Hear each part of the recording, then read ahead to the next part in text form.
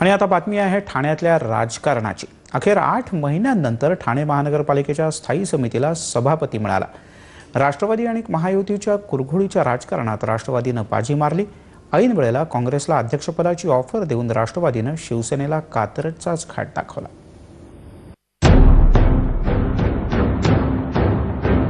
ठाण्यात सत्ता युतीची, पण तिजोरीच्या चाव्या आघाडीच्या हातात अशी विचित्र अवस्था झाली आहे। लोकशाही आघाडी आणि महायुतीच्या चुरशीच्या लढाईत 8 सदस्यांचं समान संख्याबळ झाल्यानं ईश्वर चिठ्ठीनं स्थायीचा सभापती निवडण्यात आला आणि घटस्थापने दिवशी देवीनं सभापती पदासाठी काँग्रेसच्या रवींद्र फाटक यांच्या बाजूने कौल दिला, तर महायुतीचे उमेदवार विलास कांबळे यांना पराभवाचा धक्का बसलाय। स्थायी समिती लोकशाही आघाडीची आहे आणि लोकशाही आघाडीचा विजय आहे आणि आज नवरात्राचा पहिला दिवस लोकशाही आघाडीला देवीच्या माध्यमातून आज देवी प्रसन्न झालेली आहे आणि त्याच्यामुळे आजपासून ही संघटना दूर झाली।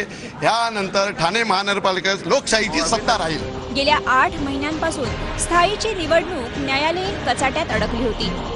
निवडणुकीनंतर राष्ट्रवादीने तयार केलेल्या लोकशाही आघाडीत काँग्रेस आणि मनसेचे नगरसेवक सामील झाले, मात्र त्याचवेळी शिवसेनेनं काँग्रेसशी जवळीक साधली आणि अचानकपणे काँग्रेसनं स्वतंत्र गट स्थापन करण्याची आरोळी ठोकली।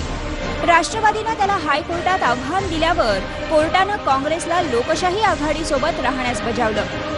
त्यावर काँग्रेसनं सुप्रीम कोर्टात धाव घेतली, पण निवडणुकीत कुठलाही दगाफटका होऊ नये म्हणून आघाडीनं काँग्रेसला अध्यक्षपदाची उमेदवारी देण्याची खेळी केली आणि ऐनवेळी शिवसेनेला काँग्रेसनं कात्रजचा घाट दाखवला।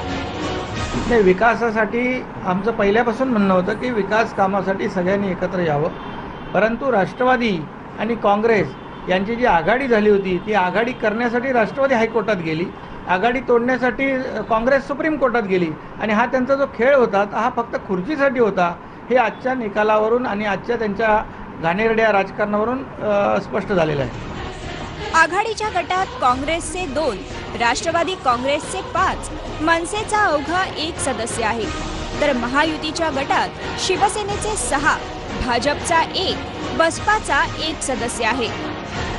पाठिंब्याच्या बदल्यात मनसेला स्थायीचं अध्यक्षपद देण्याचं कबूल करण्यात आलं होतं, पण राष्ट्रवादीच्या नव्या खेळीनं मनसेही नाराज झालीय। लोकशाही प्रक्रियेचा विजय झाला। शिवसेनेने ज्या पद्धतीने 6 महिने ठाणे शहरास भेटीस धरले, ज्या पद्धतीने खोट्या भूमिका घेऊन महापौरांनी प्रतिष्ठा पणाला लावून त्या पदाचा अपमान करून खोटे नाटे अयोग्य बेकायदेशीर निर्णय घेतले, हे सगळं शहराला काळीमा फासणारे होते। एखाद्या शहराची विकास शहरीचा प्रगती सांगून ठेवली। शेवटी कुठे ना कुठे न्याय मिळतोच। भगवान के घर में देर है अंधेर नहीं। ठाण्याचा गड राखताना सेनेला मोठी कसरत करावी लागली होती। काँग्रेसला सोबत घेऊन पुढचा प्रवास थोडा सुखकर करण्याची योजना मातोश्रींना आखली खरी, पण त्याला राष्ट्रवादीनं सुरुंग लावला आणि सत्तेच्या राजकारणात काहीही शक्य आहे याचा प्रत्यय काँग्रेसनंही दिला। ठाण्याहून मनोज वाजपेयीसह ब्युरो रिपोर्ट, एबीपी माझा।